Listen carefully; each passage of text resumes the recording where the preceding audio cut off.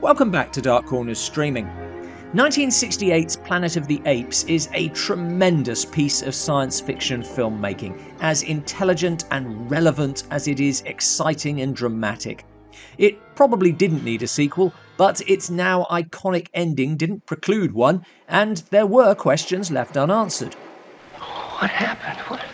What could have happened? Development of a sequel posed immediate problems, primarily that original star Charlton Heston wasn't interested. Now, where in the hell do we go from here? Eventually agreeing to a much reduced role. This happened to me once at the Red Sea.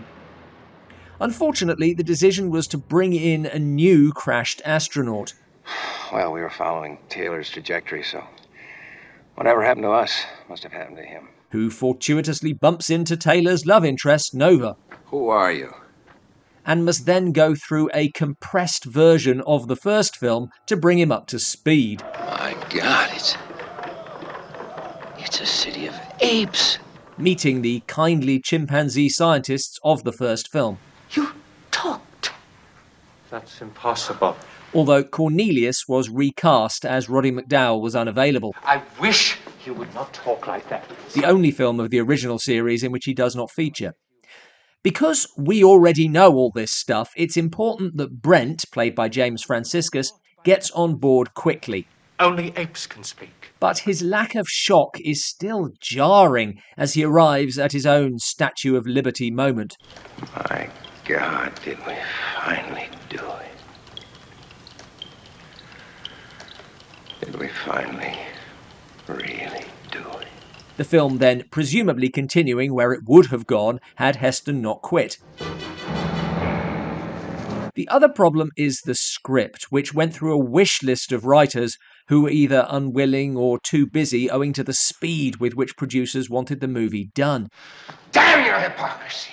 Heston, Franciscus and director Ted Post all had a hand in rewrites, and the result is nowhere near the standard of the original, but does sometimes hint at what might have been. I don't say all humans are evil simply because their skin is white. As the original had tackled such big subjects as religion and scientific ethics, holding up a mirror to late 60s society, so the sequel tackled militarism. The only good human is a dead human. Hard to ignore that this was made during the Vietnam War. No more guns! No more blood! Stop! Stop! And this ties in well with what Brent and Nova discover as they go underground. The bomb is a holy weapon of peace. While it's not quite where I would have gone, there's genuinely interesting ideas both in ape society and in imagining what human survivors might retreat into, and this does manage to be more original than most post-apocalyptic movies.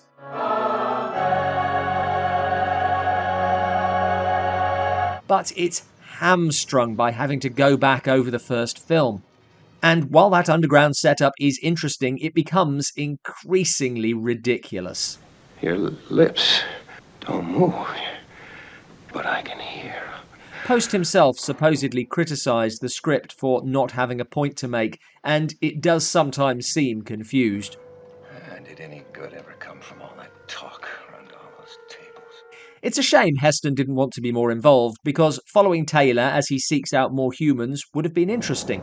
If you lose me, try to find Zira.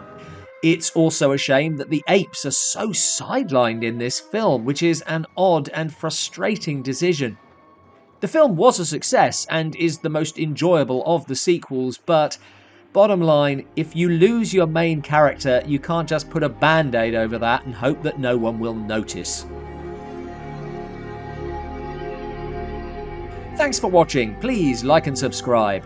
Any thoughts on this or any of the Ape films, sequels or prequels? Let us know in the comments below.